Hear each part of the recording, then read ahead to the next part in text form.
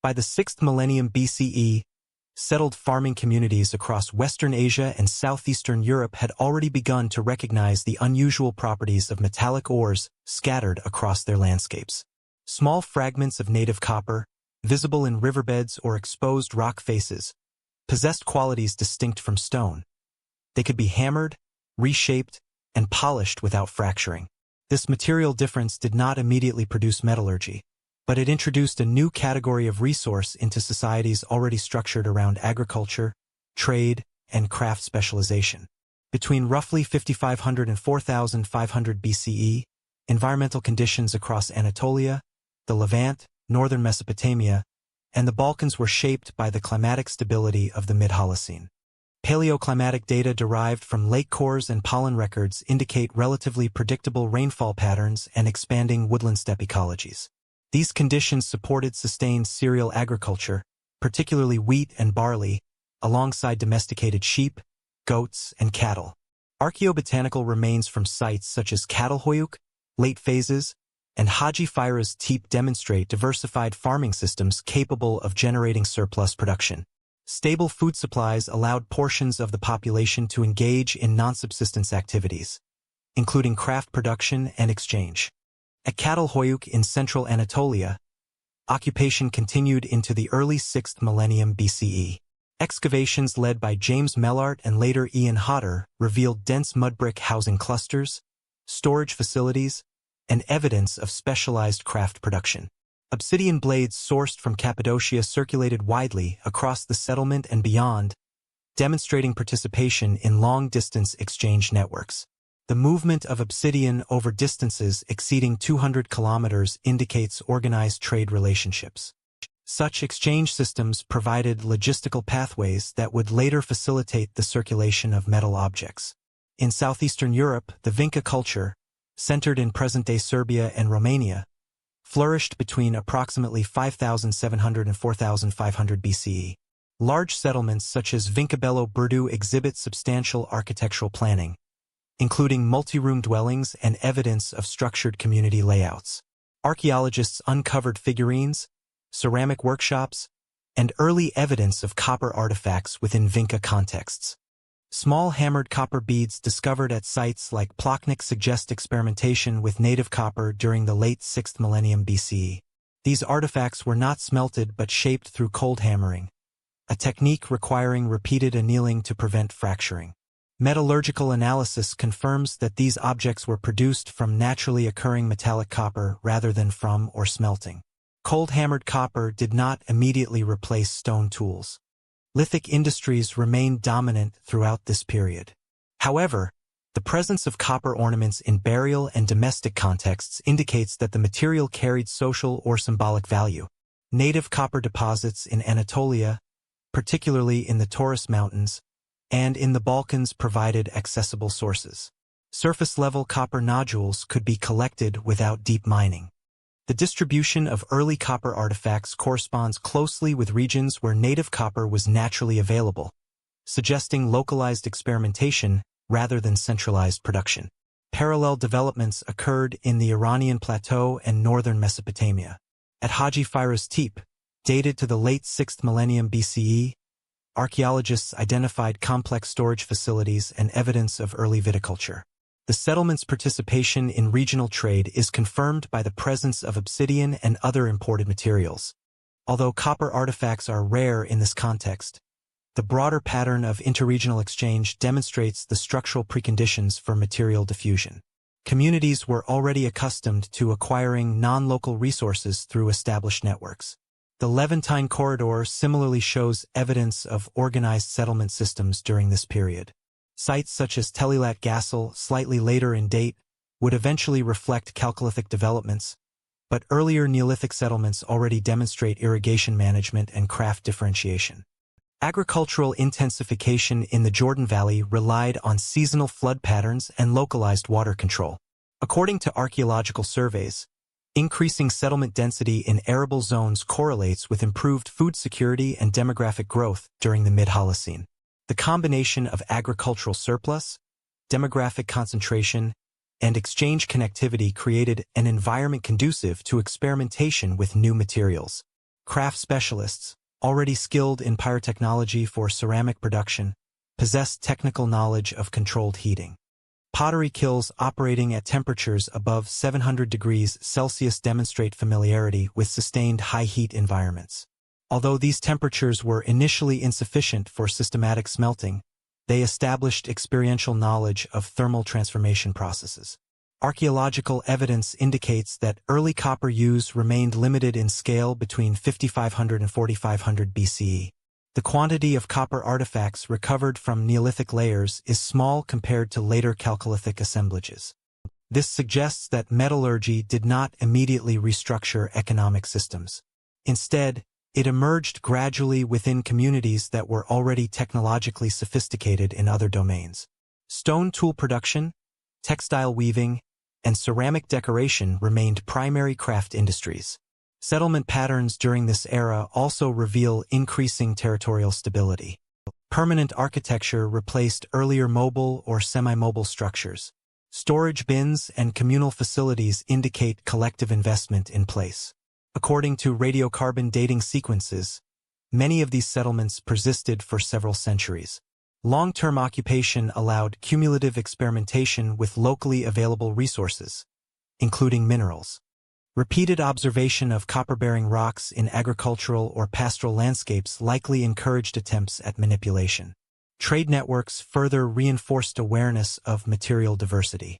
Obsidian from Anatolia reached the Levant and Mesopotamia. Marine shells from the Mediterranean appear in inland Balkan sites. These patterns demonstrate that Chalcolithic societies were not isolated but embedded in interconnected exchange systems. The circulation of distinctive materials increased familiarity with non-local substances and likely stimulated comparative experimentation. If obsidian could be shaped into blades and shells into ornaments, copper's malleability would have presented an additional opportunity. By the close of the 5th millennium BCE, evidence suggests incremental increases in copper artifact frequency in southeastern Europe and Anatolia. Although smelting technology had not yet fully developed in most regions, the conceptual recognition that metal could be shaped distinguished this period from earlier Neolithic material culture. Archaeometallurgical studies of early artifacts confirm surface hammering marks and annealing cycles, indicating deliberate technical refinement rather than accidental shaping. The environmental and economic structures of the post-Neolithic world therefore formed the necessary context for metallurgy's emergence. Stable climate conditions supported surplus agriculture. Surplus agriculture supported craft specialization. Craft specialization operated within expanding exchange networks. Within this interconnected system, native copper transitioned from an unusual mineral to a workable material. As experimentation with native copper intensified toward the late 5th millennium BCE, technical innovation began to move beyond surface hammering, setting the stage for the controlled smelting processes that would define the Chalcolithic era proper. If you find this exploration of the Copper Age valuable, you can support the channel by subscribing and enabling notifications to stay updated on future releases. Around 5000 BCE, furnaces capable of melting stone began altering human production systems permanently. What had previously been limited to the cold hammering of native copper expanded into controlled smelting of copper ores, requiring sustained high temperatures and deliberate technical planning. This shift marked the beginning of true metallurgy, the transformation of mineral ore into workable metal through pyrotechnology. Archaeological evidence from Levant, in present-day Serbia, provides some of the earliest indications of copper smelting. Excavations conducted in the early 21st century uncovered slag fragments and copper prills embedded in ceramic sherds, radiocarbon dated to the early 5th millennium BCE.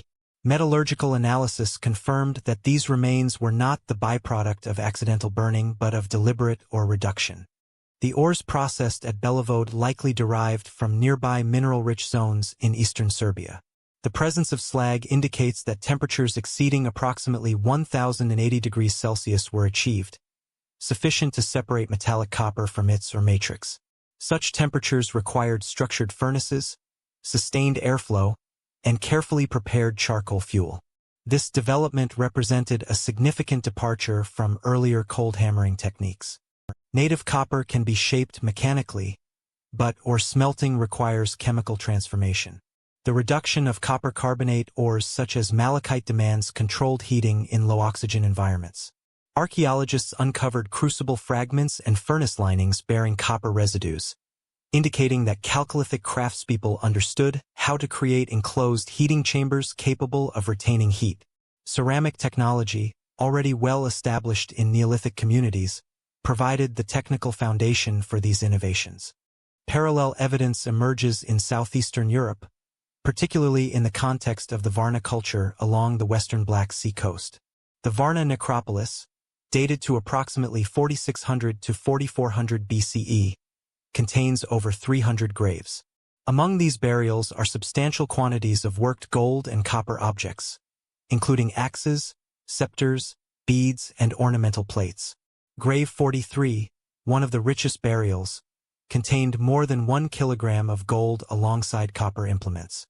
Metallurgical analysis indicates advanced hammering, annealing, and polishing techniques.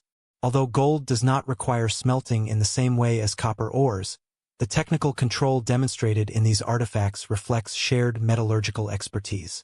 The presence of copper axes and tools in Varna burials suggests that smelting knowledge had spread beyond isolated experimentation. Unlike native copper beads of earlier periods, these objects required extraction from or sources and controlled casting or shaping. Archaeological surveys in the Balkans identify mining sites such as Ai Bunar in Bulgaria, where extraction pits and stone hammer tools indicate systematic or procurement. These mining activities demonstrate coordinated labor efforts and sustained access to mineral resources. In Anatolia, similar processes unfolded during the late 5th millennium BCE. Sites such as Dgermantip and Arslantip reveal copper artifacts alongside administrative structures. Although large-scale smelting evidence appears more prominently in the subsequent millennium, earlier Chalcolithic levels contain copper pins, awls, and small tools. Metallurgical composition studies reveal increasing experimentation with alloying, particularly the presence of arsenical copper. Arsenic, whether introduced intentionally or through naturally occurring or impurities, produced harder and more durable metal. The repeated appearance of arsenical compositions suggests growing awareness of metallurgical properties. Northern Mesopotamia likewise provides early indications of metal production. At Tepe Gora, copper artifacts appear in 5th millennium BCE layers. While direct smelting installations are less clearly preserved than in Balkan contexts, the presence of copper objects in stratified domestic and administrative settings indicates active acquisition and processing. The diffusion of metallurgical knowledge across Anatolia and Mesopotamia likely occurred through established trade networks already used for obsidian and other materials. The technical requirements of smelting imposed new demands on production systems. Charcoal had to be produced in sufficient quantities, requiring organized wood harvesting. Furnaces required construction and maintenance. Skilled craftspeople needed to monitor airflow and temperature stability. Experimental archaeology demonstrates that maintaining temperatures above 1000 degrees Celsius demands precise control of fuel and oxygen flow, often achieved through blowpipes or bellows. Although direct evidence of bellows from this early period is limited, airflow regulation mechanisms are inferred from furnace design features. The adoption of smelting technology was neither uniform nor simultaneous across regions. Some communities continued to rely primarily on cold-hammered native copper for centuries. Others integrated smelting into existing craft traditions. The uneven distribution of early metallurgical evidence suggests multiple centers of innovation rather than a single point of origin. Radiocarbon chronologies from Serbia, Bulgaria, and Anatolia overlap sufficiently to indicate near-contemporary experimentation. Archaeologists generally interpret this pattern as technological convergence facilitated by interregional communication rather than independent, isolated invention. Metallurgy did not immediately replace lithic industries. Stone tools remained dominant in agricultural and domestic contexts. However, copper introduced new possibilities for tool shape and repair. Unlike stone, metal could be reshaped after deformation. This material flexibility provided practical advantages, particularly in woodworking and light agricultural tasks. Over time, copper tools became increasingly visible in both domestic and ceremonial assemblages. The symbolic dimension of metallurgy is evident in burial contexts. At Varna and other Chalcolithic cemeteries, copper and gold objects appear disproportionately in select graves. This uneven distribution indicates restricted access to metallurgical products. Control over mining, smelting, and distribution likely conferred social distinction. Archaeological patterns show clustering of metallurgical workshops near central settlement areas, suggesting oversight by emerging elite groups. By the close of the 5th millennium BCE, smelting technology had moved beyond isolated experimentation into structured production systems in parts of southeastern Europe and Anatolia. Slag deposits, crucibles, and mining shafts collectively confirm deliberate and repeated ore processing. The technological shift from mechanical shaping to chemical transformation marked a decisive turning point in human material culture. As copper tools and ornaments increased in circulation, new social hierarchies began to crystallize around control of production, setting the stage for broader political and economic transformations during the Chalcolithic period. By the mid-5th millennium BCE, some Chalcolithic burials contained wealth unparalleled in earlier farming societies. The scale and concentration of grave goods in parts of southeastern Europe indicate that access to resources, particularly metals, had become unevenly distributed. Archaeological evidence from the Balkans and Anatolia demonstrates that metallurgy did not remain a purely technical development. It became embedded within emerging systems of social differentiation. Between approximately 4500 and 4000 BCE, the Balkans were home to several interconnected Chalcolithic cultures, including Gumelnita in present-day Romania and Bulgaria, the Cucutini-Tripilia cultural complex spanning modern Romania, Moldova, and Ukraine, and the Varna culture along the western Black Sea coast. These societies were agricultural, sedentary, and regionally integrated through trade. Excavations reveal large, densely occupied settlements with structured layouts, storage facilities, and craft production areas. The Cucutini-Tripilia culture is particularly notable for the scale of its settlements. Sites such as Talianki, Maidanetsk, and Nebelivka, dated to the late 5th and early 4th millennia BCE, covered areas exceeding 100 hectares.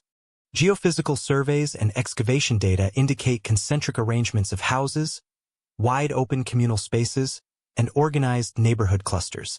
Population estimates for some of these mega-sites range between 10,000 and 15,000 inhabitants, though precise numbers remain debated. The spatial planning of these settlements suggests coordinated construction and long-term occupation rather than spontaneous aggregation. Material culture from these communities demonstrates advanced craft specialization. Painted ceramics with complex geometric motifs, anthropomorphic figurines, and standardized house construction techniques indicate shared symbolic systems and organized labor. Although large-scale copper production evidence is more limited in Tripilian contexts than in the Balkans proper, copper artifacts are present, and trade networks likely connected these settlements to metallurgical zones further south and west. The most striking evidence of social differentiation during this period comes from the Varna necropolis in northeastern Bulgaria. Discovered in 1972, the cemetery contains over 300 graves, dated to approximately 4600 to 4400 BCE. Several burials include substantial quantities of gold and copper objects. Grave 43, often cited in archaeological literature, contained more than 1 kilogram of gold items, including bracelets, beads, plates, and ceremonial objects, alongside copper tools and stone implements. Other graves, by contrast, contain few or no grave goods. This disparity indicates pronounced inequality within the community. Metallurgical analysis of Varna artifacts reveals sophisticated hammering, annealing, and shaping techniques. The presence of heavy copper axes and symbolic scepters in certain burials suggests association with authority or status. The concentration of wealth in specific graves implies that access to metals, and possibly control over mining and trade, was restricted. According to excavation reports, the richest graves were often centrally located within the cemetery, reinforcing their prominence within the social landscape. Nearby copper mining sites such as Ai Buner provide context for this accumulation of wealth. Evidence of systematic or extraction, including mining shafts and stone tools, demonstrates organized labor investment. The proximity of Varna to mineral-rich zones likely facilitated local access to raw materials. Control over extraction and distribution would have provided economic leverage. Archaeologists generally interpret the Varna evidence as indicative of emerging elite groups whose authority was linked to resource management. Similar patterns of stratification appear in Anatolia during the late 5th millennium BCE. Although the most elaborate royal tombs at Alacahoyuk date to the early Bronze Age, earlier Chalcolithic levels in Anatolia reveal increasing differentiation in settlement organization and burial treatment. Sites such as Dgermantip and Arslantip show architectural compounds that differ in scale and complexity from surrounding domestic structures. Storage facilities and administrative spaces suggest centralized oversight of production and distribution. Copper artifacts from Anatolian Chalcolithic contexts include pins, awls, axes, and ornaments. Metallurgical studies indicate both pure copper and arsenical copper compositions. The controlled production of arsenical alloys, whether intentional or resulting from specific or sources, required awareness of material properties. As copper objects became more visible in domestic and ceremonial contexts, they increasingly signaled access to specialized knowledge and labor. Trade networks connected Balkan and Anatolian societies. Obsidian from central Anatolia circulated widely, while Balkan copper objects appear in Aegean contexts. River systems such as the Danube and coastal maritime routes facilitated exchange. These interregional connections enabled the movement not only of materials but also of technical knowledge. The diffusion of metallurgical expertise likely contributed to parallel developments in social organization. Settlement evidence further supports the interpretation of increasing hierarchy. In Gumalnita sites, larger houses with greater internal complexity appear alongside smaller dwellings. Differential access to imported materials is observable in artifact assemblages.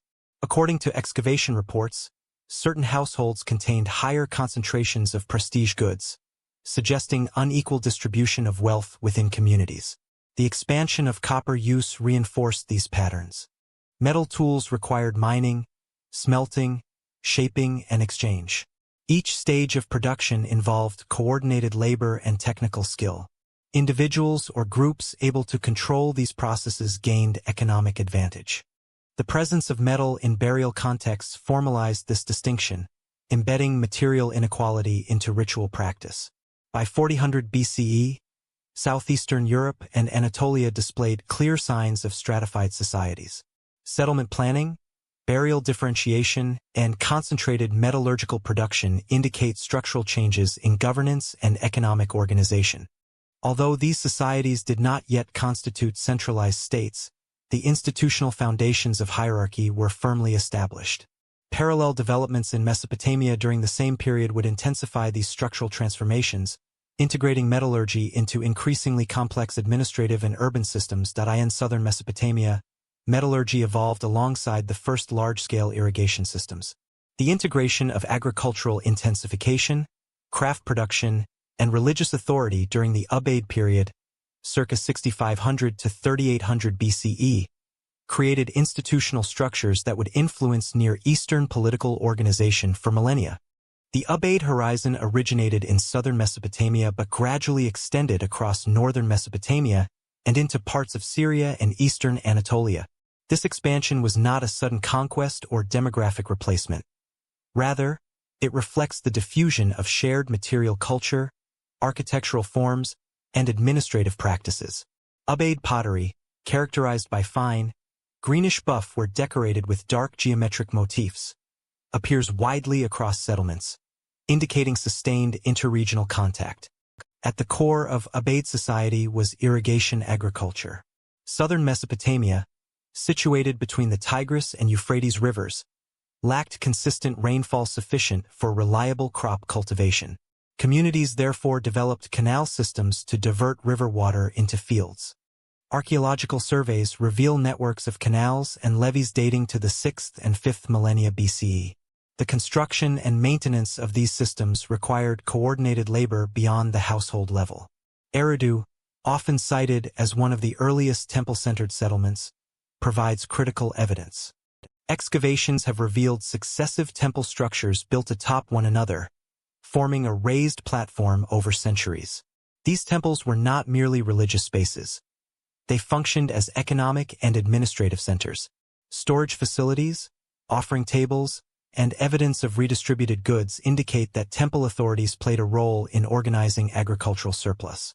Similarly, sites such as Ur and Tel al-Abaid show monumental buildings that exceed the scale of domestic architecture.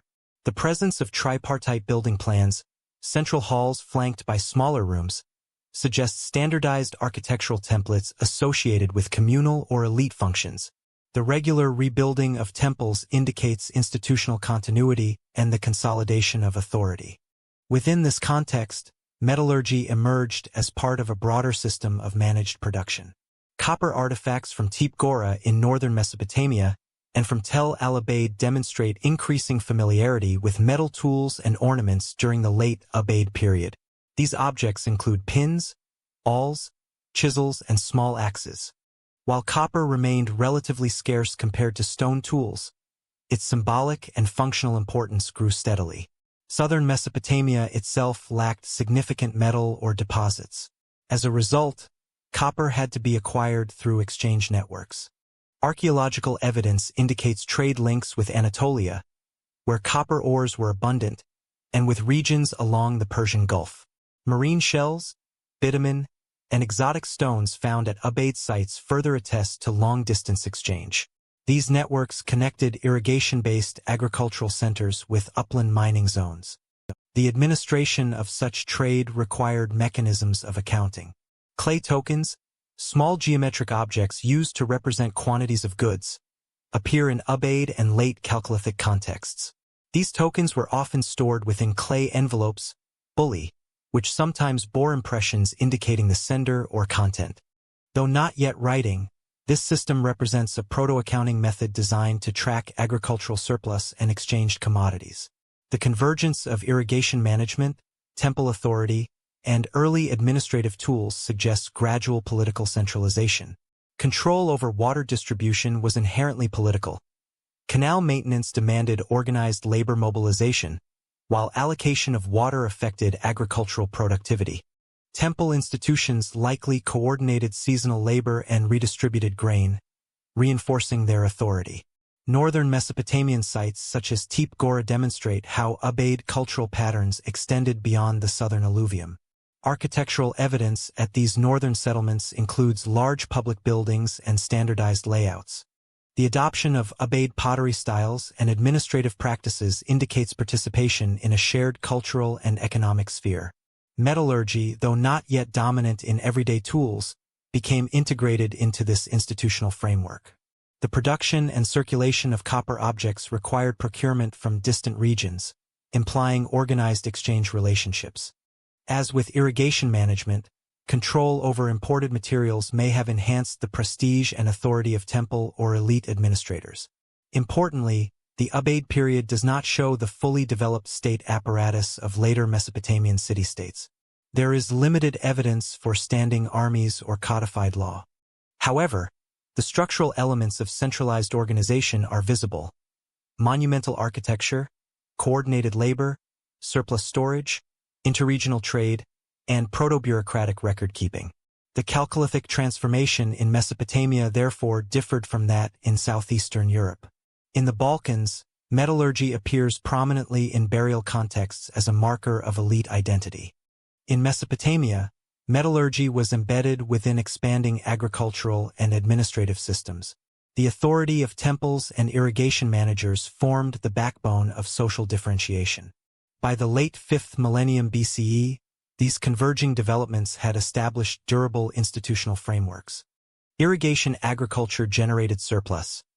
Temple complexes coordinated redistribution, trade networks supplied metals and other resources, and accounting mechanisms tracked production. Together, these components laid the groundwork for the more complex political organization that would emerge during the subsequent Uruk period. These regional transformations laid the foundation for increasingly complex political hierarchies, in which metallurgy, administration, and agricultural intensification would become inseparable components of early urban civilization. By the early 4th millennium BCE, certain settlements began to concentrate authority within fortified administrative compounds.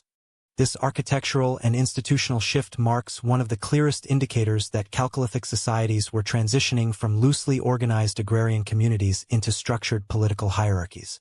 Between 4000 and 3700 BCE, multiple regions across southeastern Europe, Anatolia, and northern Mesopotamia display converging evidence of centralized authority. Agricultural productivity had increased due to improved cultivation techniques and expanded irrigation systems. Simultaneously, metallurgical knowledge, particularly copper smelting, had become more technically refined. These developments created economic surpluses and specialized labor roles that required coordination beyond kin-based village leadership. Arslantip, located in eastern Anatolia near modern Malatya, provides one of the most significant archaeological examples. Excavations of level 7, dated to the late 4th millennium BCE, reveal a large mud brick complex often described as a proto-palatial structure. The building contains reception halls, storage rooms, and controlled access corridors. Numerous clay seal impressions were discovered within these rooms, indicating that goods were being sealed and tracked systematically. Records indicate that these seals were used to regulate the movement of commodities such as grain and possibly metal products. The layout of the Arslantip complex demonstrates intentional planning. Restricted entry points suggest that access to stored goods and administrative spaces was limited to designated individuals. This architectural control implies the presence of an emerging elite authority capable of organizing labor, supervising redistribution, and enforcing institutional boundaries. The concentration of administrative functions within a monumental structure reflects a departure from earlier communal storage practices seen in Neolithic settlements. Metallurgical production appears closely linked to these emerging elite centers. At Arslantip and other Anatolian sites, copper artifacts, including tools and weapons, have been recovered in association with administrative areas.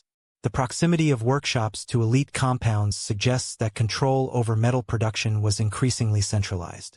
Metallurgy required procurement of ore, fuel management, skilled craftsmanship, and distribution networks. These processes likely fell under the supervision of ruling authorities. Parallel developments occurred in southeastern Europe. Late Cucutini, Tripilia settlements, particularly the so-called megasites in modern Ukraine and Romania, reveal organized settlement layouts with concentric housing patterns and designated communal zones. Some sites expanded to cover several hundred hectares. Although direct evidence of centralized palatial structures remains debated, storage facilities and spatial differentiation indicate hierarchical organization. The scale of these settlements required coordinated planning and resource allocation. Burial evidence from the Balkans further demonstrates institutionalized rank. While the earlier Varna necropolis dates slightly earlier, patterns of grave differentiation persisted into the early 4th millennium BCE. Certain burials contained elaborate copper tools, gold ornaments, and prestige goods, while others were comparatively modest. This distribution suggests that social stratification was not merely episodic but embedded within community structures. The repetition of high-status burials implies inherited or formally recognized elite positions. In the southern Levant, Telilat Gassel provides additional insight into Chalcolithic complexity. Wall paintings, multi-room structures, and evidence of craft specialization characterize the site. Copper objects and specialized production areas indicate engagement in broader exchange networks. Although the political structure remains less clearly defined than at Arslantip, the scale and organization of the settlement suggest coordinated leadership. The integration of surplus agriculture and craft specialization was fundamental to this transformation. Agricultural intensification generated predictable excess production, which required storage and redistribution mechanisms. Metallurgy, in turn, created valuable goods that could reinforce authority through controlled distribution. Leaders who supervised these systems gained economic leverage and social legitimacy. Archaeologists uncovered large storage jars and centralized granaries at several Chalcolithic sites across Anatolia and Mesopotamia. These facilities imply collective pooling of resources rather than purely household-level subsistence. The management of surplus created opportunities for administrative oversight, taxation-like collection, and ceremonial redistribution. Seal impressions discovered at Chalcolithic and other late Chalcolithic sites illustrate expanding administrative oversight. These impressions often bear geometric motifs or symbolic markings, possibly identifying institutions or officials. The act of sealing goods formalized accountability and restricted unauthorized access. This practice foreshadows later bureaucratic systems that would characterize early urban states. Importantly, these emerging chiefdoms were regional rather than territorial states. Authority likely extended over clustered settlements rather than vast geographic domains. Leadership structures may have combined ritual authority with economic management. However, the architectural and material evidence indicates that power was becoming institutionalized rather than purely charismatic or situational. The shift from dispersed village leadership to centralized compounds represents a structural transformation in political organization. Controlled storage, metallurgical supervision, administrative sealing, and differentiated burial practices collectively signal the emergence of ranked societies. These chiefdom-level systems laid the groundwork for more formalized state institutions that would appear in the later 4th millennium BCE. As leadership roles solidified within administrative centers, the need for systematic record-keeping and expanded oversight mechanisms intensified, setting the stage for increasingly complex forms of political governance. Administrative seals and numerical tablets began to regulate production long before writing fully emerged. By the late 4th millennium BCE, systems of accounting and institutional oversight had expanded across Mesopotamia and adjacent regions, marking a decisive shift toward bureaucratic coordination. Between 3700 and 3500 BCE, southern Mesopotamia, particularly the city of Uruk, demonstrates the clearest evidence of administrative transformation. Excavations in the Yana precinct at Uruk have uncovered clay tablets bearing numerical impressions dated to approximately 3400 BCE. These tablets, often referred to as proto-cuneiform records, contain pictographic signs and numerical notations used to track commodities such as grain, livestock, and labor allocations. Records indicate that these early tablets were primarily economic rather than literary, serving as accounting instruments within temple-centered economies. Before the emergence of inscribed tablets, accounting relied on clay tokens.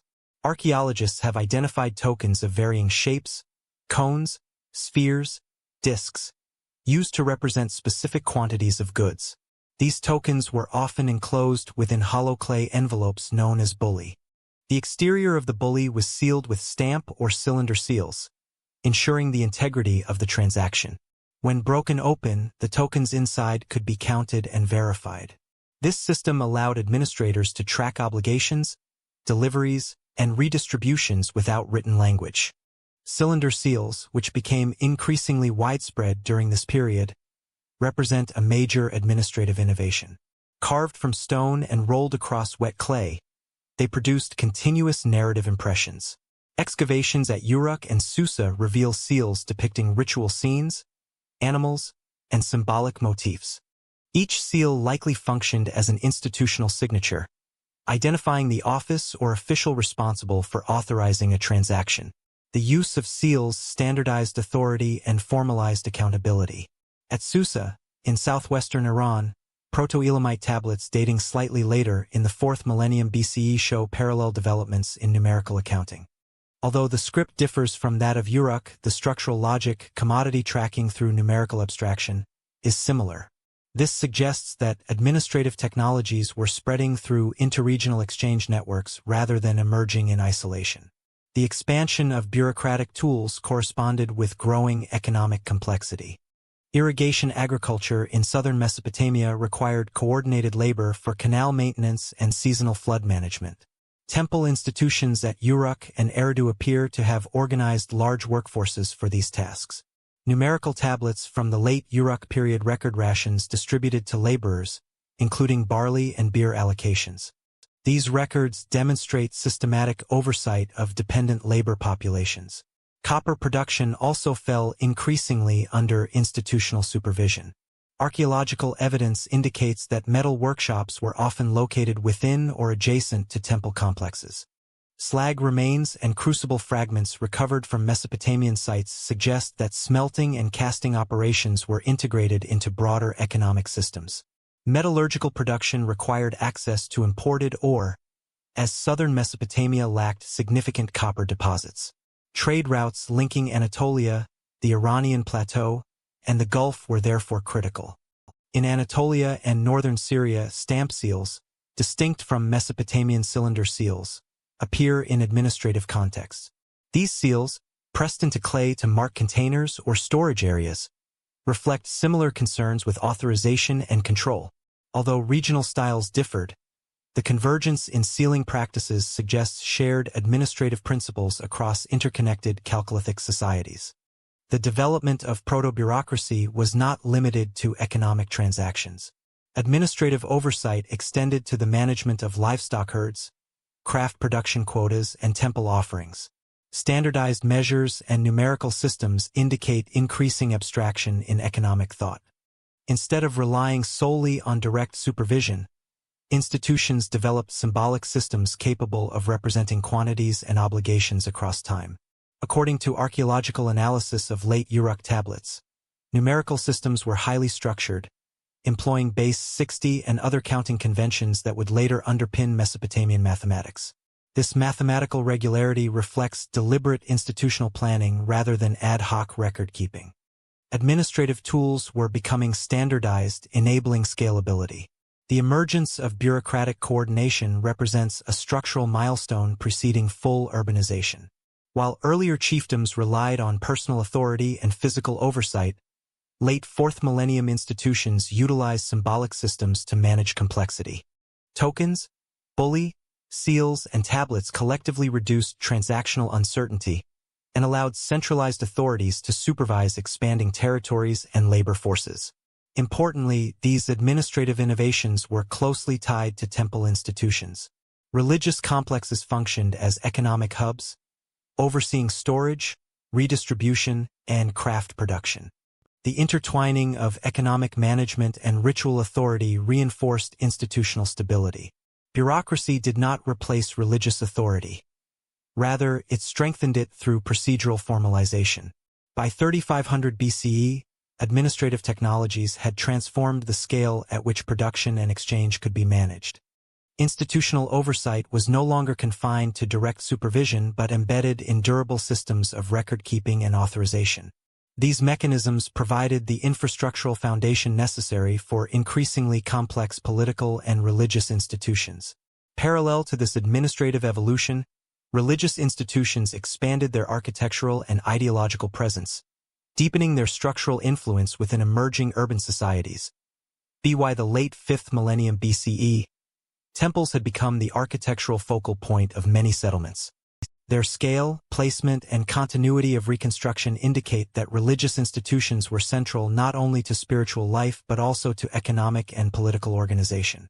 At Eridu in southern Mesopotamia, excavations have revealed a sequence of superimposed temple structures dating from the Ubaid period onward. The earliest levels, beginning in the 6th millennium BCE, consist of modest tripartite buildings constructed on raised platforms. Over successive centuries, these structures were repeatedly rebuilt on the same sacred spot.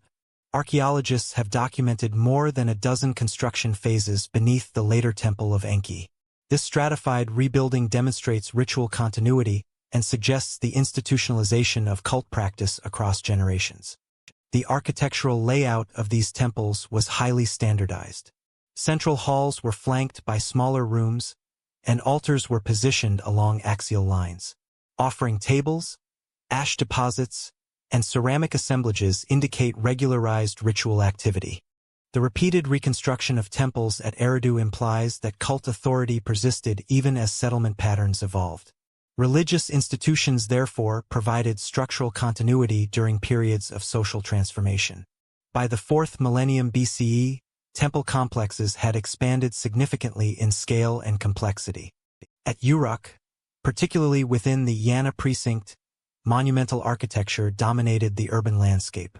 Excavations have uncovered large ceremonial buildings constructed of mud brick, some decorated with cone mosaics embedded into facades. These decorative techniques required coordinated labor and surplus resources.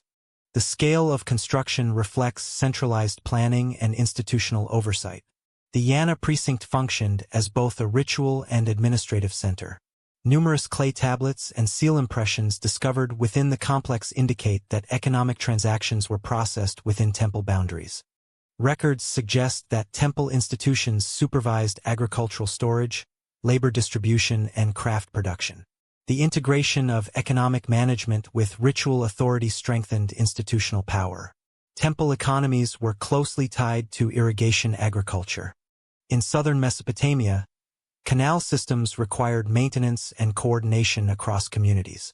Religious institutions likely organized seasonal labor mobilization for canal cleaning and flood management. Administrative tablets from the late Uruk period record rations distributed to workers, linking temple oversight with subsistence management.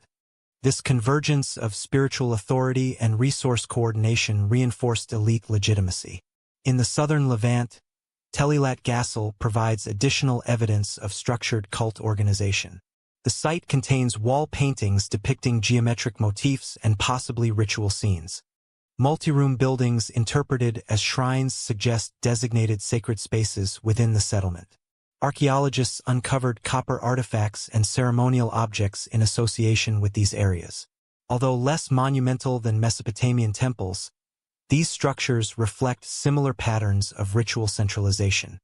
Metallurgy increasingly intersected with symbolic authority during this period.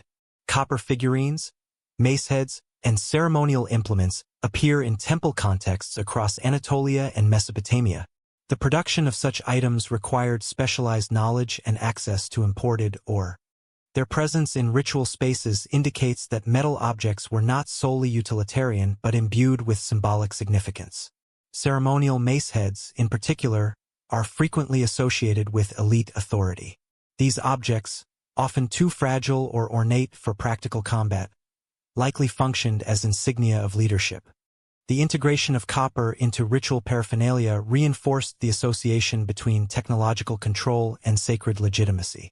Leaders who supervised metallurgical production could display their authority within ceremonial settings. The architectural elevation of temples further reinforced symbolic dominance. Many structures were built on raised platforms or artificial terraces, visually distinguishing sacred space from residential areas. Controlled access points regulated entry into inner sanctuaries. This spatial hierarchy mirrored emerging social stratification outside the temple walls. Archaeological evidence from Eridu and Uruk indicates that temple precincts contained storage facilities and workshops. Large ceramic jars for grain storage have been uncovered within temple compounds. This suggests that offerings and collected surplus were redistributed under institutional supervision. The temple was therefore not only a spiritual center but also a logistical hub. Religious centralization provided ideological justification for emerging elites. Authority could be framed as divinely sanctioned, particularly when leaders acted as intermediaries between communities and deities. Although textual evidence from this early period remains limited, later Mesopotamian traditions consistently associate kingship with divine approval. The foundations of this relationship appear to originate in Chalcolithic temple systems. Between 4500 and 3300 BCE, the scale, permanence, and administrative integration of temple institutions transformed them into pillars of early complex society. Ritual continuity at sites such as Eridu demonstrates long-term institutional stability, while the monumental expansion at Uruk signals increasing urban concentration. As ritual systems formalized and temple authority deepened, symbolic representation extended beyond architecture into burial practices and elite display, reinforcing hierarchical distinctions within Chalcolithic societies. In several Chalcolithic cemeteries, wealth was displayed in ways unprecedented in earlier farming societies. The distribution of grave goods, particularly metal artifacts, reveals that by the mid-5th millennium BCE, certain individuals were distinguished through material expressions of rank and authority. The Varna necropolis, located on the western coast of the Black Sea in present-day Bulgaria, provides the clearest and most extensively documented example. Excavated beginning in 1972, the cemetery dates to approximately 4600 to 4400 BCE. More than 300 graves have been uncovered, many containing copper implements, gold ornaments, and symbolic regalia. Grave 43, in particular, contained over 1 kilogram of gold objects, including scepters, beads, appliques, and ornamental plates. The quantity and craftsmanship of these items far exceed utilitarian necessity. Archaeological analysis indicates a clear pattern of differentiation. Some graves contain abundant prestige goods, while others include minimal or no metal artifacts. The concentration of wealth in a limited number of burials suggests institutionalized hierarchy rather than random accumulation. The presence of gold and copper in symbolic forms, rather than exclusively functional tools, demonstrates the transformation of metallurgy into a medium of status representation. Among the Varna burials, copper axes and adzes appear in elite graves alongside ornamental gold scepters. These objects likely functioned as insignia of authority, where analysis on certain copper tools suggests limited practical use, reinforcing their ceremonial role. The deliberate placement of these objects within burial contexts indicates that social rank extended beyond life and was publicly affirmed through funerary display. Anthropological examination of skeletal remains at Varna reveals that high-status burials often correspond to adult males, though this pattern is not absolute. Some richly furnished graves lack skeletal remains entirely, functioning as cenotaphs or symbolic burials. These empty graves contain substantial gold deposits, suggesting ritualized commemoration of status independent of physical interment. Such practices reflect complex ideological frameworks surrounding authority and identity. Comparable, though less dramatic, patterns appear in Anatolia. At sites such as Alacahoyuk and other late Chalcolithic settlements, differential grave goods indicate stratification. Copper tools, pins, and ornamental objects occur disproportionately in certain burials. The variation in burial architecture, ranging from simple pits to more elaborate constructions, further supports hierarchical differentiation. In northern Mesopotamia, evidence from sites including Tepe Gora reveals similar trends. Burial assemblages dating to the late Ubaid and early Uruk periods include copper ornaments and specialized artifacts associated with higher status individuals. Although Mesopotamian burial practices often differed from those in the Balkans, patterns of material differentiation remain evident. Records indicate that temple institutions may have overseen funerary rituals, reinforcing connections between religious authority and elite identity. Metallurgical objects increasingly functioned as symbolic markers rather than purely utilitarian tools. The visual properties of copper and gold, luster, malleability, and durability, enhanced their suitability for ceremonial display.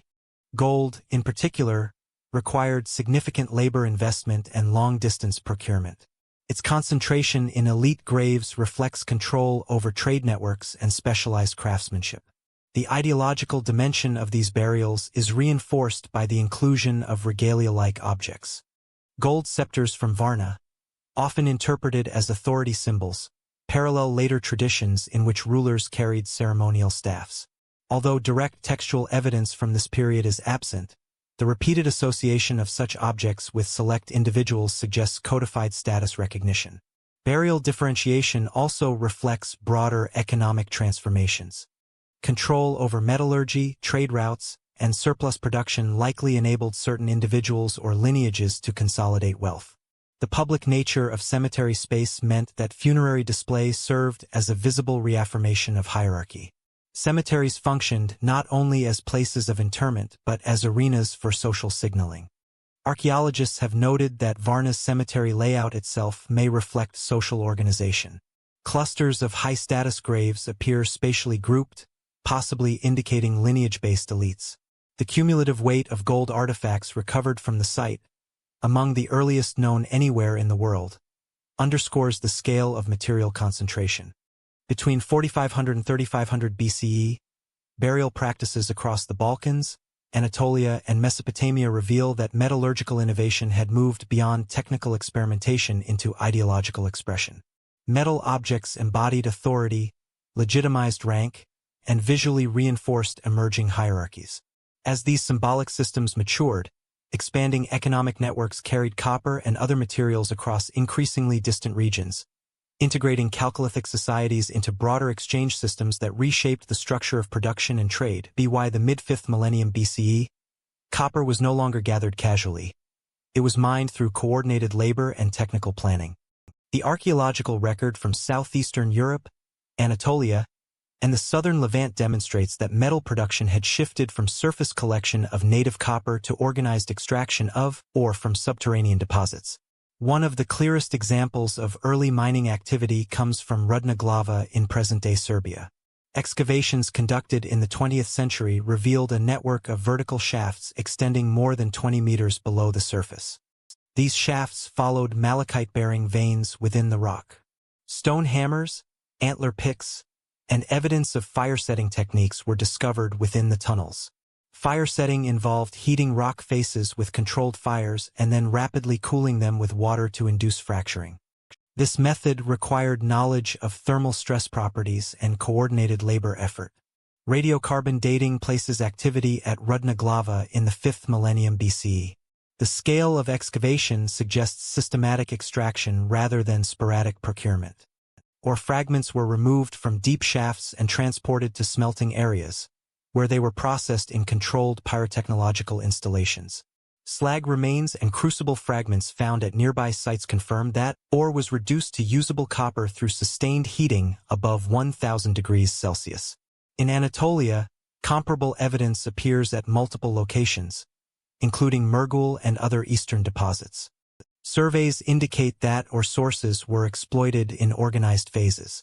The presence of standardized slag heaps implies repeated smelting episodes rather than isolated experimentation. Archaeologists uncovered tuyères, ceramic pipes used to direct airflow into furnaces, demonstrating controlled oxygen regulation during smelting. Such equipment reflects accumulated technical expertise.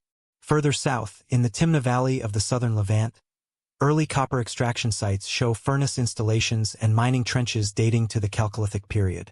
Although Timna is more prominently associated with later Bronze Age activity, evidence suggests earlier exploitation of copper-bearing sandstone. Stone tools, slag deposits, and habitation remains indicate temporary worker camps near extraction zones. The logistics of desert mining required organized supply lines, including water procurement and fuel transport. Metallurgical production demanded consistent charcoal supplies. Charcoal analysis from smelting sites reveals deliberate selection of hardwood species capable of sustaining high temperatures. The conversion of wood to charcoal itself required controlled burning in low-oxygen environments.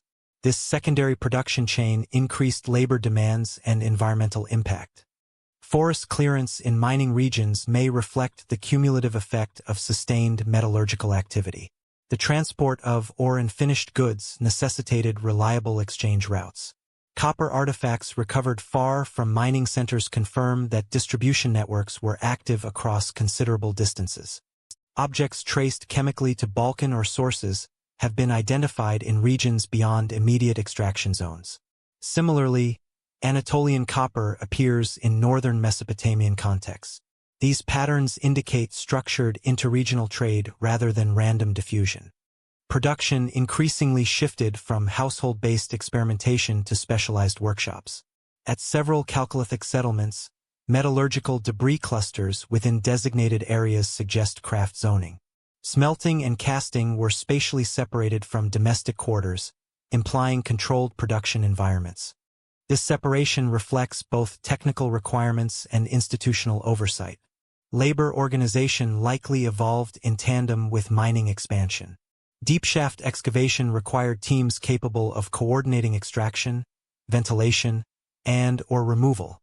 Smelting operations demanded skilled metallurgists familiar with furnace construction, temperature regulation, and mold preparation. The concentration of expertise within particular settlements suggests emerging professional roles.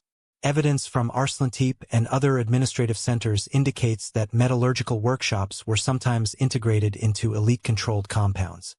This spatial association implies that ruling authorities supervised production and possibly regulated distribution. Copper objects, including axes and ornamental pins, often appear in elite contexts, reinforcing the link between resource control and political authority. The technological complexity of smelting also contributed to social differentiation. Knowledge of or selection, flux use, and furnace management was not universally accessible. Archaeological findings of failed smelting attempts alongside successful slag deposits indicate experimental learning processes. Over time, standardized techniques reduced variability, suggesting transmission of specialized knowledge across generations. Between 4500 and 3300 BCE, copper mining evolved into an organized extractive industry across multiple regions. The establishment of mining centers such as Rudna and Timna reflects deliberate investment in resource procurement. Integrated production chains, from or extraction to charcoal preparation and smelting, required coordinated labor and planning. These developments represent a structural transition from opportunistic metal use to sustained economic specialization. As copper output increased and workshop production intensified, exchange networks expanded to circulate both raw materials and finished goods across interconnected Chalcolithic societies. Long before formal empires emerged, river valleys and coastlines formed interconnected corridors of exchange. During the Chalcolithic period, these natural pathways enabled the movement of metals, ceramics, and other goods across vast distances, linking the Balkans, Anatolia, Mesopotamia, and the Persian Gulf into a complex economic network. In the Balkans, copper artifacts from mines such as Rudna were transported along river systems, particularly the Danube, facilitating distribution to Central and Southern Europe. Archaeological finds in Aegean contexts indicate that Balkan copper reached islands and coastal settlements, demonstrating extensive overland and maritime exchange. Copper axes, pins, and small tools were not simply utilitarian. Their circulation established regional connections and reinforced emerging elite authority through controlled access to valued materials. Anatolia functioned as both a production hub and a transit region.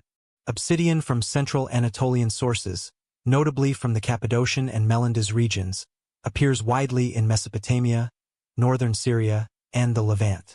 Its widespread distribution indicates specialized knowledge of quarrying, transportation, and trade management. Obsidian blades and cores serve as markers of connectivity, revealing the scale of interaction between highland Anatolian communities and lowland riverine societies. Maritime exchange was equally significant. Coastal Arabia and the Persian Gulf contain Ubaid ceramics dating to the 5th millennium BCE. These finds demonstrate early maritime networks extending from southern Mesopotamia. Ceramics, often accompanied by small copper objects and shell ornaments, reflect coordinated movement of both bulk and prestige goods. These maritime corridors complemented overland river systems, creating multiple pathways for trade and cultural exchange.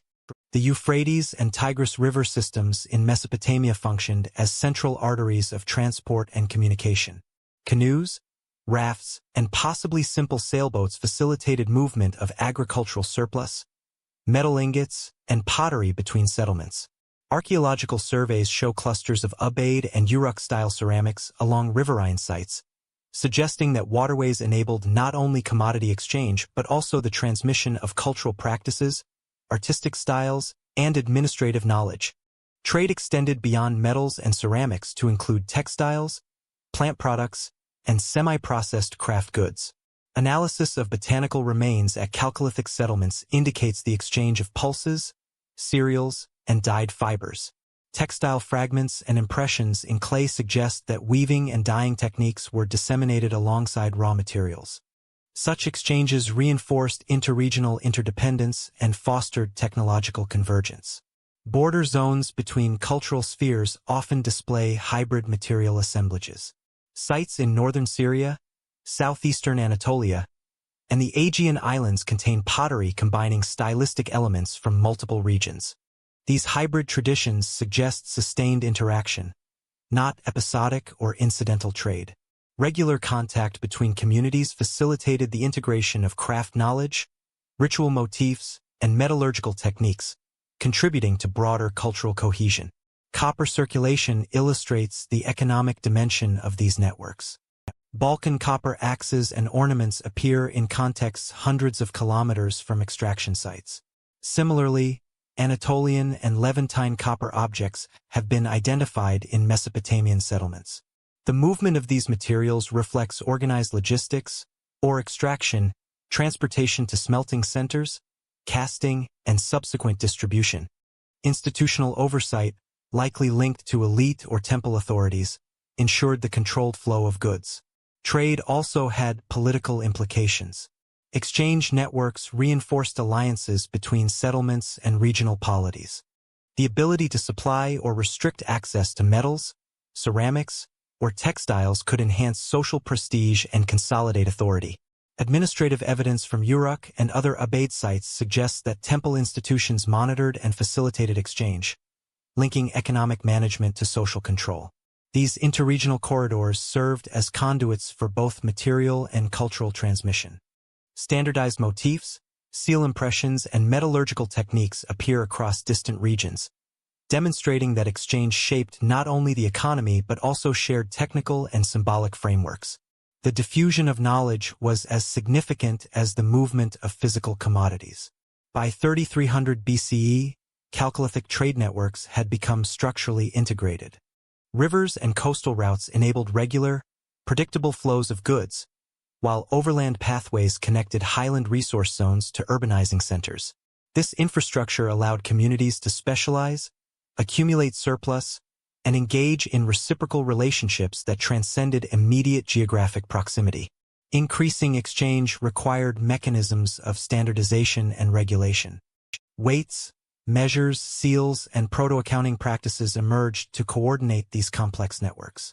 These systems not only facilitated commerce but also reinforced institutional hierarchies, linking economic activity directly to emerging political authority.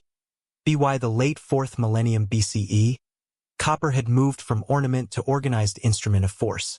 The transformation of metal from decorative or ceremonial use into standardized weaponry marks a critical intersection between technological innovation and emerging structures of social and military authority.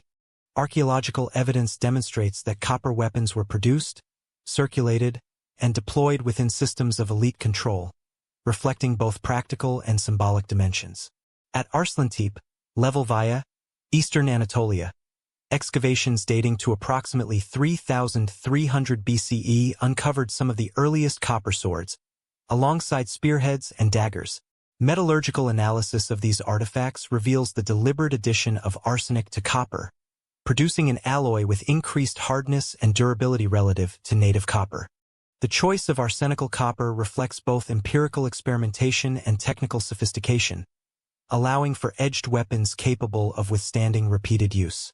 Crucially, these weapons are found in elite administrative and burial contexts, indicating that control over metallurgical knowledge was tied to social and political hierarchy. In southeastern Europe, particularly the Varna necropolis, copper axes and mace heads appear in select burials alongside gold regalia. While some of these items may have been ceremonial, where patterns on certain axes suggest functional use. Similar finds in Anatolian Chalcolithic settlements, including finely crafted daggers and small battle axes, further illustrate that weapon production was not a sporadic or localized phenomenon, but a systematic process. The standardization of weapons is particularly noteworthy. Variations in length, width, and edge design are constrained within narrow ranges at sites such as Arslantip, implying organized production rather than isolated experimentation. Specialized workshops, often linked to elite compounds or temple precincts, likely supervised the manufacture of these items. Production required skilled labor capable of furnace operation, alloy mixing, and mold casting, demonstrating that weapon technology was integrated with broader craft specialization systems. Copper weaponry also served symbolic functions. Mace heads, frequently elaborated with decorative elements, may have signified rank or authority as much as practical combat utility. These dual-purpose artifacts appear in burials and administrative contexts, reinforcing the connection between metallurgy, political power, and ritual display. Their presence in elite graves suggests that possession of such objects signaled social status as effectively as physical capability. The emergence of standardized arsenical copper weapons marks the beginnings of structured conflict in Chalcolithic societies. While large-scale organized armies had yet to develop, these tools enabled elites to enforce authority, protect trade routes, and maintain control over production centers. Weapon technology thus became a critical instrument in the consolidation of early social hierarchies. Evidence from Mesopotamia and Anatolia also demonstrates the broader role of metallurgy in defensive contexts. Sites with fortifications or palatial compounds, such as Chalcolithic and late Ubaid settlements, show correlation between the presence of copper weapons and architectural defenses. This suggests that advances in offensive capability were matched by strategic adjustments in settlement planning, reflecting a growing awareness of risk management and territorial control. By integrating arsenical copper weapon production within elite-controlled workshops, Chalcolithic societies institutionalized the association between metallurgical expertise and coercive power. This period establishes a precedent for later Bronze Age military organization, in which metal production, standardized weaponry, and hierarchical authority became inseparable components of state formation. As metallurgy enabled more effective weapons, settlements began adapting defensively, constructing fortified compounds, watchtowers, and controlled access enclosures, anticipating the next phase of interaction between technology, social organization, and the exercise of power. Settlement planning increasingly reflected concerns of defense and controlled access. During the late Chalcolithic, communities began integrating fortifications into their urban and administrative layouts, signaling rising awareness of territorial competition and the need for organized protection. Archaeological evidence from sites across Anatolia, the Balkans, and the Aegean demonstrates that defensive architecture became a systemic feature of socially complex settlements. Troy I, located in northwestern Anatolia and dated to approximately 3000 BCE, presents one of the earliest examples of planned fortification. Excavations reveal stone walls constructed with carefully fitted blocks, often reinforced with mud brick superstructures. The walls enclosed the settlement's central habitation area, while bastions and gateways controlled access.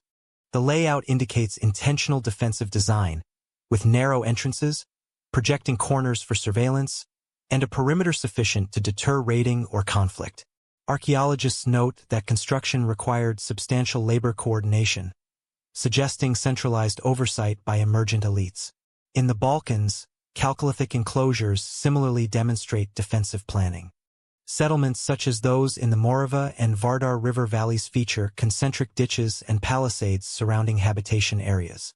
These earthworks likely functioned both as physical barriers and as symbolic markers of territorial boundaries. Evidence indicates repeated repair and reinforcement, reflecting sustained communal investment in protection. Such fortifications also imply a degree of conflict, either from intercommunity raids or competition over valuable resources such as arable land and metallurgical raw materials. At Chalcolithic, the administrative compound provides additional insight into defensive architecture integrated with political authority. The complex contains restricted access points and controlled entry corridors, regulating movement within the settlement. Walls and partitions separated administrative and residential spaces, reinforcing hierarchical control while simultaneously offering protection. This architectural organization highlights the dual function of fortifications, safeguarding resources and consolidating elite power. Fortifications required mobilization of skilled and unskilled labor. Quarrying stone, transporting heavy blocks, and constructing walls demanded coordination over weeks or months.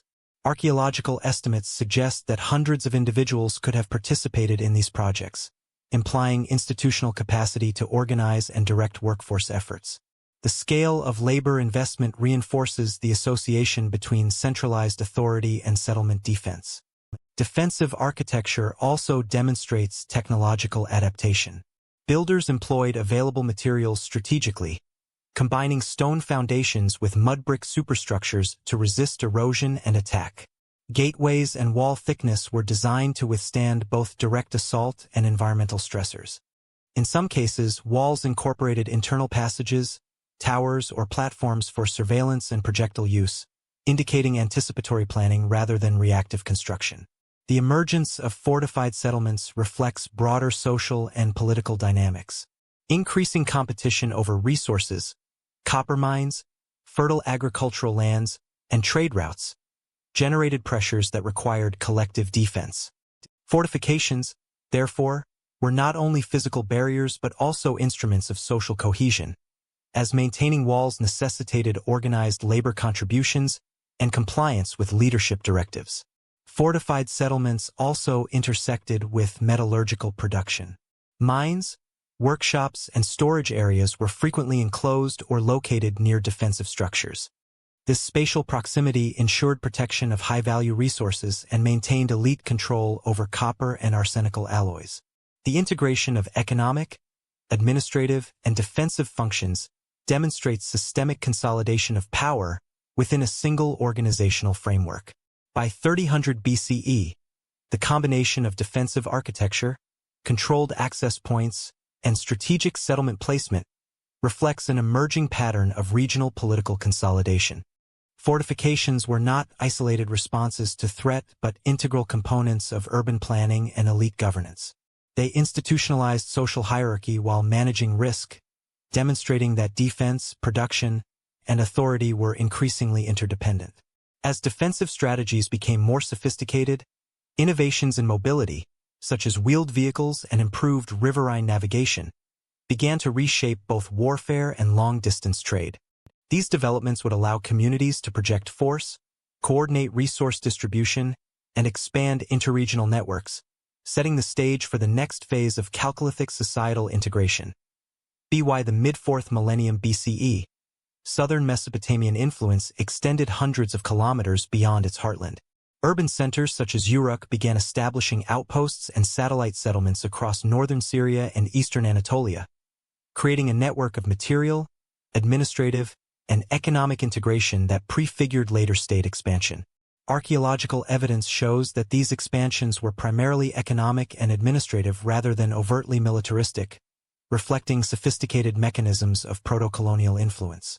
Key Uruk-associated sites include Habuba Kabira on the Euphrates and Godin Tepe in the Zagros foothills.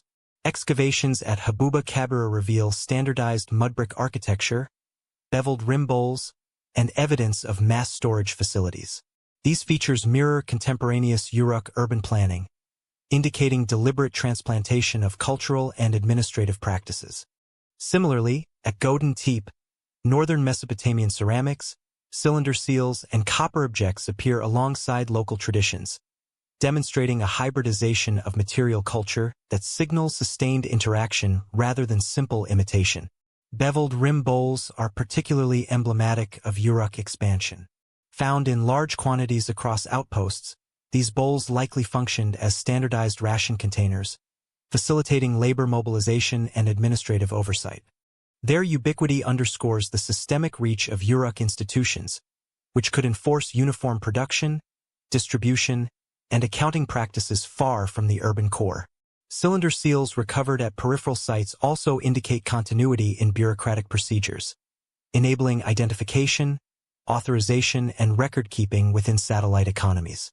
Copper artifacts traceable to Anatolian and Balkan sources appear at these sites, reflecting integrated trade networks supporting the Uruk system. The movement of raw materials and finished objects was coordinated alongside administrative oversight, demonstrating that expansion relied as much on economic infrastructure as on settlement placement. Outposts likely functioned as nodes for resource acquisition, storage, and redistribution, embedding distant regions within a shared network of material and cultural exchange. Importantly, the Uruk expansion does not appear to have relied primarily on military coercion. Defensive structures at Habuba Kabira are modest, and archaeological evidence for conflict is limited. Instead, settlement establishment emphasized controlled resource management, administrative coordination, and cultural assimilation. This economic and institutional model facilitated the replication of Uruk-style urbanism without extensive direct confrontation. Material convergence between Mesopotamian outposts and local cultures illustrates the dynamics of interaction.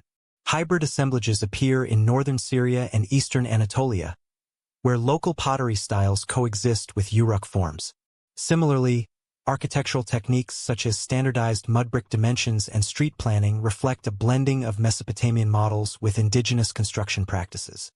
These patterns suggest sustained engagement, adaptation, and cultural negotiation rather than one-way imposition.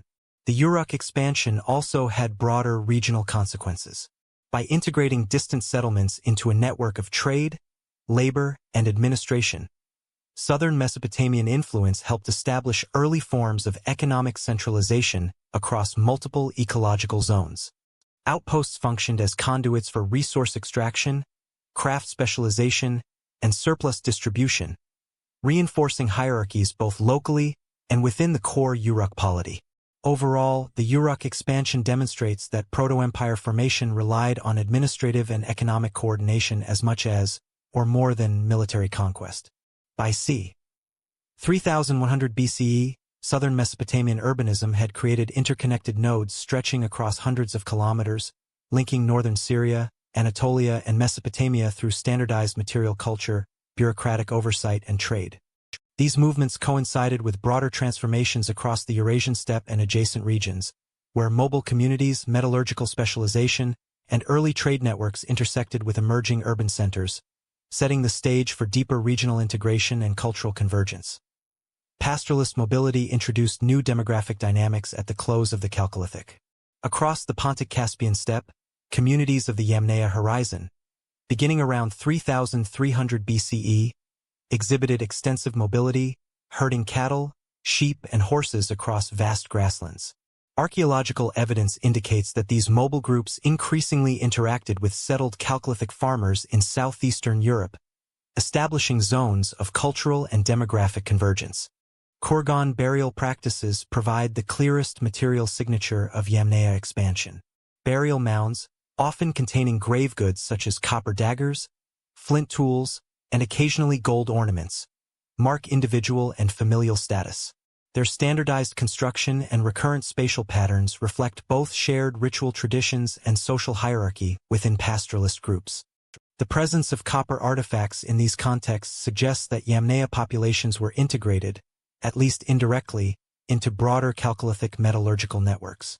Evidence from the lower Danube and Carpathian basin indicates contact zones where steppe pastoralists and sedentary farmers coexisted or exchanged goods. Excavated sites reveal hybrid material assemblages, pottery combining steppe and local Chalcolithic forms, as well as composite toolkits featuring both pastoral and agricultural implements. Such patterns suggest interaction rather than simple replacement, highlighting adaptive strategies on both sides. Mobility also facilitated demographic shifts. Genetic studies and osteological analyses indicate that Yamnaya migration introduced new lineages into southeastern European populations. Combined with existing Chalcolithic settlements, these movements contributed to regional heterogeneity in ancestry, social organization, and resource management. The blending of mobile and sedentary lifeways influenced settlement patterns, with some farming communities relocating to accommodate steppe incursions or to exploit newly accessible grazing lands. Steppe interactions further impacted economic systems. Pastoralists required access to cultivated grains and manufactured goods, fostering trade and reciprocal arrangements with neighboring Chalcolithic villages. In turn, farming communities benefited from animal products, including meat, hides, and secondary products such as wool and milk. These exchanges reinforced interregional connectivity and supported specialized craft production, particularly in metallurgy and textile manufacture. Cultural influence was reciprocal. Yamnaya burial practices, symbolic motifs, and metallurgical techniques appear in Balkan contexts, while settled communities transmitted architectural and administrative innovations to steppe populations. This dynamic of bidirectional influence contributed to broader patterns of Eurasian cultural convergence, integrating steppe mobility with settled urban frameworks. The presence of copper and arsenical copper artifacts in both steppe and Chalcolithic contexts highlights the technological dimension of these interactions. Mobile pastoralists adopted tools and weapons developed by sedentary metallurgists, while farming communities incorporated steppe innovations in animal husbandry and transport, including wheeled vehicles. The integration of technological knowledge facilitated the management of increasingly complex social and economic landscapes. By the late 4th millennium BCE, settlements in southeastern Europe had reached unprecedented scale, often concentrated along river valleys and fertile plains. Urban density and social stratification were increasingly influenced by both internal developments, such as craft specialization and elite authority, and external pressures from mobile pastoralist groups. The convergence of these factors accelerated social complexity, and reinforced the need for coordinated defense, administration, and trade networks. In some, Yamnaya mobility and steppe farmer interactions reshaped demographic, technological, and cultural landscapes across southeastern Europe. The integration of mobile pastoralist populations into Chalcolithic economic and social systems exemplifies early forms of transregional convergence, linking the Pontic-Caspian steppe to emergent urban centers and setting the stage for large-scale societal transformation in the early Bronze Age. These demographic and cultural exchanges contributed directly to the scale and organization of urban settlements, preparing the structural framework for increasingly centralized political authority and interregional integration in the following centuries. BY 3200 BCE, urban concentration in southern Mesopotamia surpassed any previous settlement scale. Uruk, the largest city of the late Chalcolithic period, had expanded to a population exceeding 40,000, demonstrating unprecedented density, infrastructural complexity, and administrative sophistication. Archaeological excavations reveal a city segmented into functional quarters, with monumental public architecture, specialized craft zones, and residential districts reflecting hierarchical organization and labor differentiation. Monumental structures such as the Yana precinct illustrate both religious and administrative centrality. These precincts included large mud-brick temples, storage facilities, and workshops, indicating coordination of surplus production and ritual activity. The scale and repetition of architectural elements suggest centralized planning, with elites or institutional authorities directing both construction and daily management. Streets and open spaces facilitated movement of goods, personnel, and administrative oversight, demonstrating urban design that balanced functional requirements with socio-political hierarchy. Administrative technologies proliferated alongside urban expansion. Thousands of clay tokens, bully, and early proto-cuneiform tablets have been excavated at Uruk and associated sites. These artifacts document labor allocation, commodity distribution, and craft production, enabling the management of increasingly complex economic and social networks. Beveled rim bowls, often used to ration grain or labor, appear in vast quantities, signaling centralized control over sustenance and workforce mobilization. Cylinder seals further reinforce property rights and bureaucratic accountability, linking administrative practice with elite oversight. Specialized craft production was spatially and socially integrated within urban fabric. Workshops for metallurgy, pottery, and textile production were concentrated in designated areas, reflecting both technical requirements and elite regulation. Arsenical copper weapons and tools produced in these workshops not only supplied domestic needs, but also facilitated control over distant trade routes and regional networks. The spatial separation of workshops from residential zones underscores the sophistication of urban planning and labor organization. The demographic density of Uruk intensified social stratification. Elite compounds and administrative precincts were physically distinct from common residential areas, and material differentiation in housing and grave goods signals hierarchical distinctions. Control over resources, including copper, grain, and imported commodities, was concentrated among governing authorities, who leveraged surplus to maintain social order and institutional authority.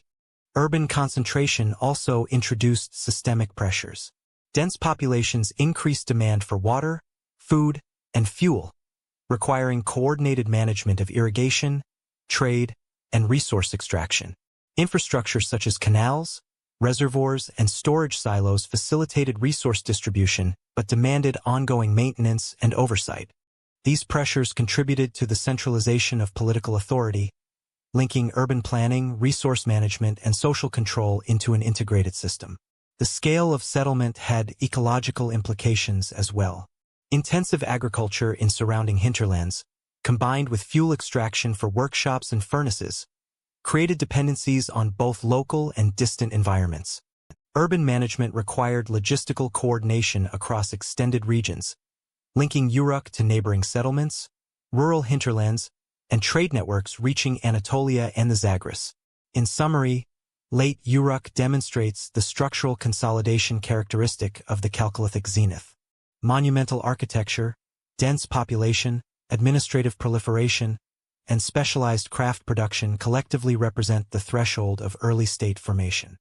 This proto-urban consolidation established patterns of social hierarchy, economic integration, and infrastructural complexity that would influence subsequent urban developments across Mesopotamia and neighboring regions. Peak urbanization intensified systemic pressures, including competition for resources, coordination of labor, and management of trade networks, setting the stage for social, political, and technological developments that define the apex of Chalcolithic society. Specialization reached levels that transformed daily labor structures. During the late Uruk period, the urban environment demanded increasingly organized and compartmentalized labor to sustain the city's population, administrative apparatus, and economic networks. Archaeological evidence demonstrates that craft production, resource management, and distribution were systematically integrated into institutional economies, reflecting unprecedented levels of social and technological coordination. Beveled rim bowls are central to understanding this transformation. Found in vast quantities at Uruk and its satellite settlements, these mass-produced vessels served as standardized ration containers. Analysis indicates consistent dimensions and volume, suggesting the presence of a centrally managed distribution system. Grain, beer, and other staple commodities were likely allocated to workers, craft specialists, and laborers according to administrative directives. These rations underpinned both the functioning of workshops and the maintenance of urban populations, linking material production directly to social organization. Craft workshops became increasingly compartmentalized. Metallurgical production, for example, was segregated into dedicated areas for smelting, casting, and finishing. Excavations at Uruk reveal furnace installations, crucible fragments, and slag deposits concentrated in discrete precincts, often in proximity to administrative buildings or temple complexes. This spatial organization reflects both technical requirements, such as controlling temperature, ventilation, and fuel supply, and institutional oversight. Specialized artisans operated under elite supervision, producing copper tools, weapons, and prestige objects that supported both economic and political structures. Pottery production also demonstrates systemic specialization. Standardized forms, including both domestic wares and administrative containers, were manufactured in designated workshops using consistent techniques. The replication of these forms across multiple settlements suggests the existence of shared technological knowledge and interregional coordination. Similarly, textile production, inferred from impressions in clay and preserved fibers, indicates the presence of specialized weavers supplying garments, ropes, and other functional goods for both local and long-distance trade. The integration of metallurgy into institutional economies reflects a significant evolution in labor organization. Copper and arsenical copper objects, including weapons, tools, and ornamental items, were produced on a scale that exceeded household-level capabilities. Furnace operation required teams skilled in fuel management, ore selection, and temperature control. The resulting products were distributed according to administrative protocols, often stored in centralized repositories or incorporated into elite-controlled trade networks. These practices demonstrate that labor specialization was coordinated across both spatial and hierarchical dimensions, embedding technical expertise within social institutions. Administrative oversight extended to workshop logistics. Cylinder seals, tokens, and numerical tablets document quantities of raw materials allocated to particular artisans, as well as the outputs assigned for distribution. Such evidence underscores the degree of bureaucratic integration within craft production, linking daily labor to the broader institutional and economic framework. Workers operated within a system of accountability, and production cycles were likely regulated according to seasonal, religious, or political imperatives. This intensified labor specialization also facilitated technological innovation. Repeated practice within controlled workshops enabled experimentation with alloy composition, casting techniques, and mold design. For instance, arsenical copper tools demonstrate the early understanding of hardening effects through alloying, while standardized weapons reflect the development of uniform forms for functional and symbolic purposes. Knowledge transfer occurred both within workshops and across regional networks, accelerating the diffusion of metallurgical techniques. Beyond metallurgy, craft specialization affected agricultural and resource management. Laborers were assigned to irrigation maintenance, grain processing, and storage facility management, often coordinated with rations distributed through standardized vessels. This integration of food production and craft labor ensured both economic efficiency and social stability. The orchestration of multiple labor domains, craft, agriculture, and administration, required hierarchical supervision, demonstrating the institutionalization of work processes at an unprecedented scale. The concentration of specialized labor also reinforced social hierarchies. Artisans, administrators, and elite supervisors occupied distinct social and spatial niches, with material evidence reflecting status differentiation. Access to rare raw materials, such as copper, precious stones, and pigments, was controlled by elite authorities, ensuring that production output served both economic and symbolic functions.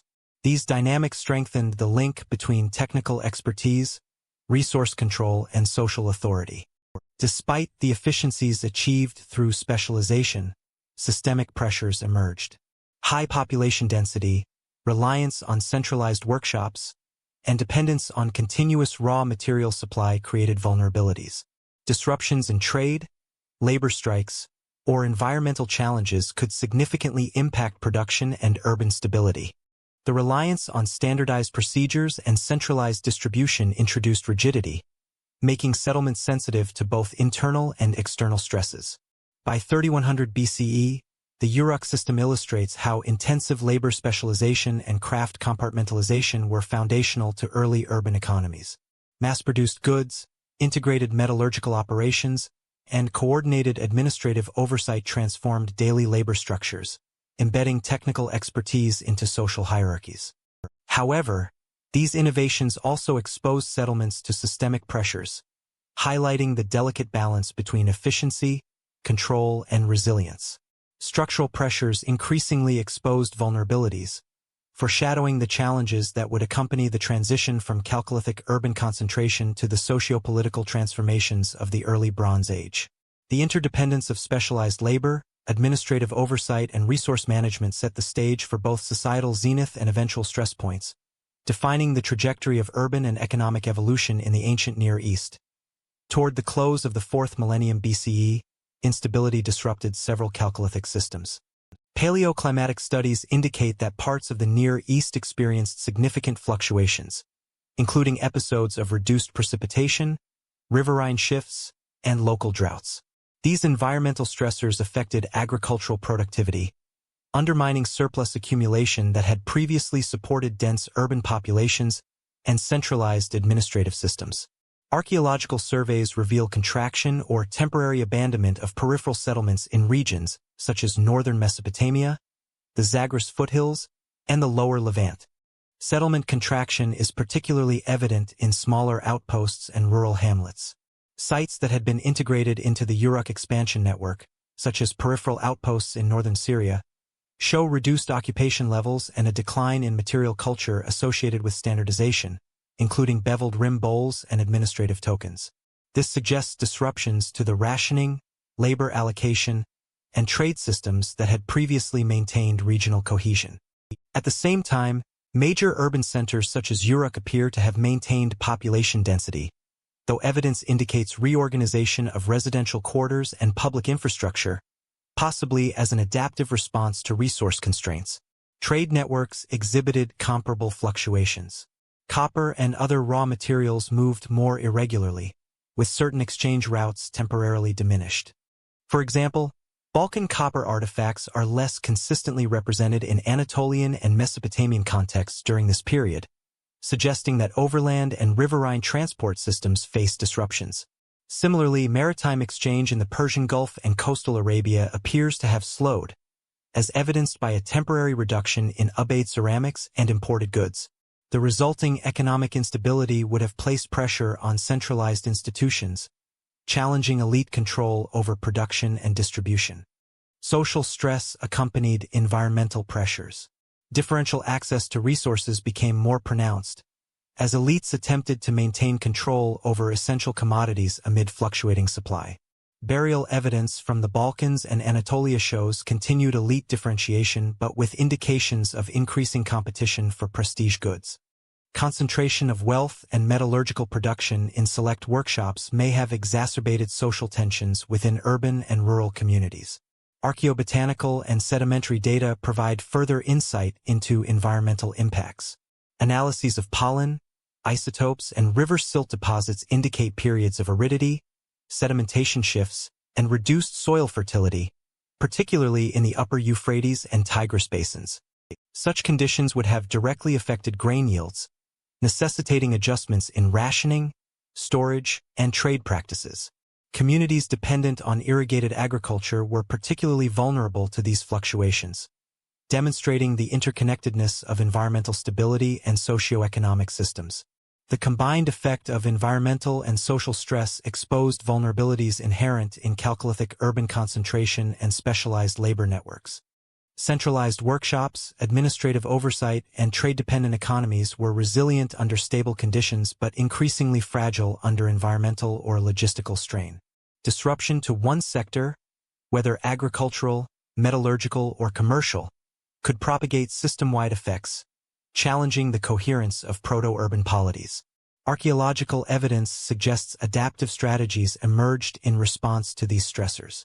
Settlement fortifications, water management modifications, and strategic relocation of workshops indicate proactive measures to mitigate risk. Redistribution of surplus, temporary depopulation of vulnerable areas, and increased reliance on mobile pastoralist networks from the steppe may have provided supplementary resources.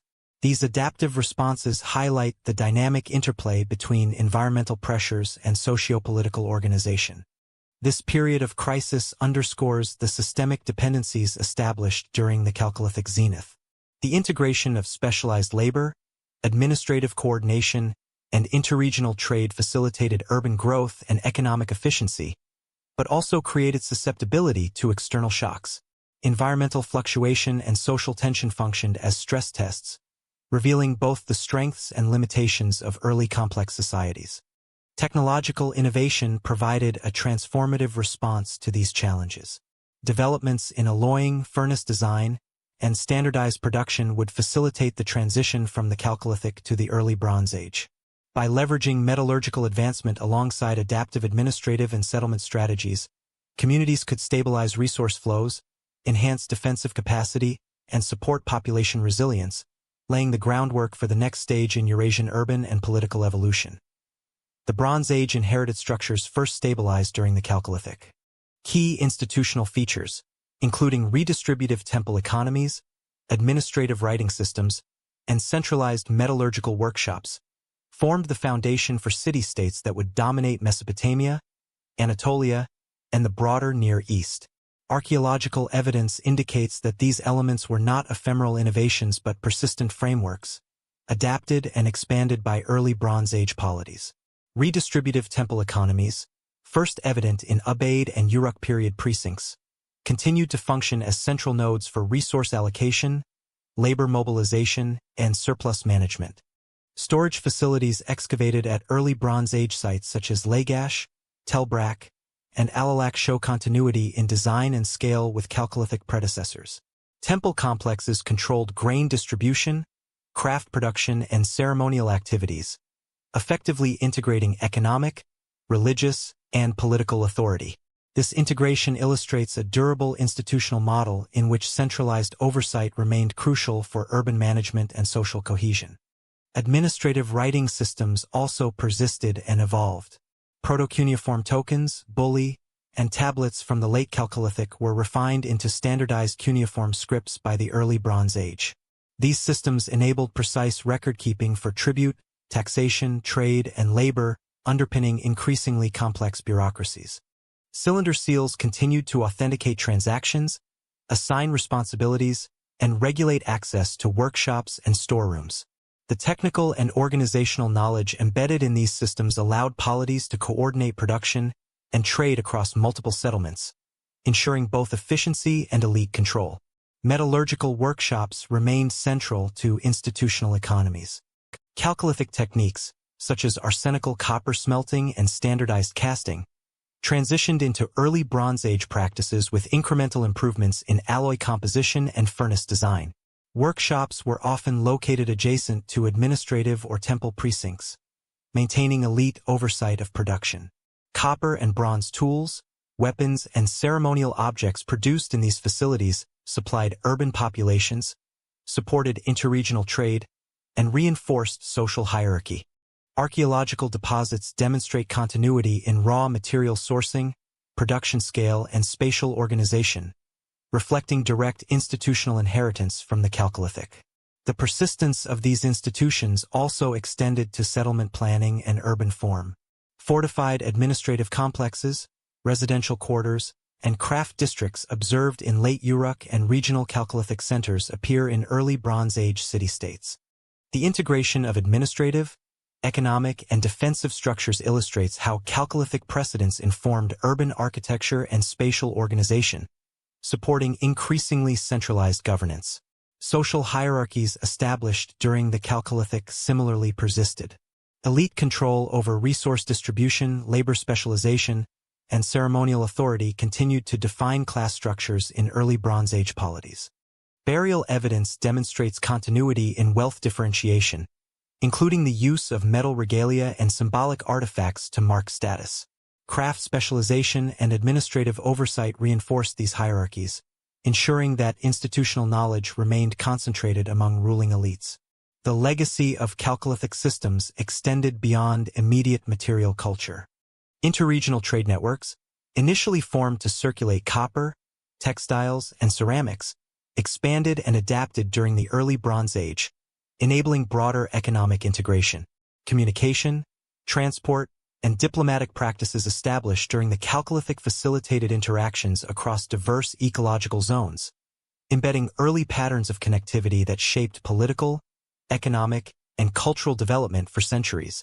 Institutional continuities also influenced technological progress. The Chalcolithic emphasis on organized production, standardization, and technical expertise provided a foundation for Bronze Age innovations, including alloy experimentation, large-scale construction projects, and increasingly complex craft specialization. The integration of metallurgy, administration, and urban infrastructure demonstrates that technological and institutional development were deeply intertwined. In summary, the administrative, economic, and technological frameworks established during the Chalcolithic did not vanish with the arrival of the Bronze Age.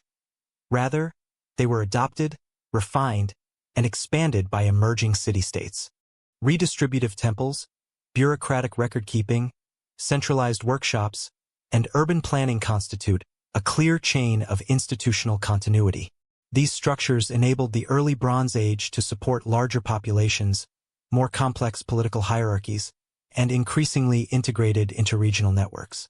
Modern archaeology has rediscovered these foundations through extensive excavation and analysis, revealing the Chalcolithic as a period of critical innovation and systemic organization.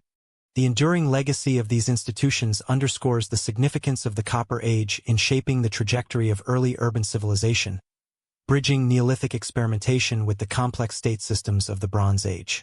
Before we continue, make sure to hit the subscribe button, click the bell icon to get notifications for our daily Nightfall history videos, and leave a comment with your favorite part of this deep dive into the Copper Age. Your support helps keep these immersive, research-driven documentaries coming.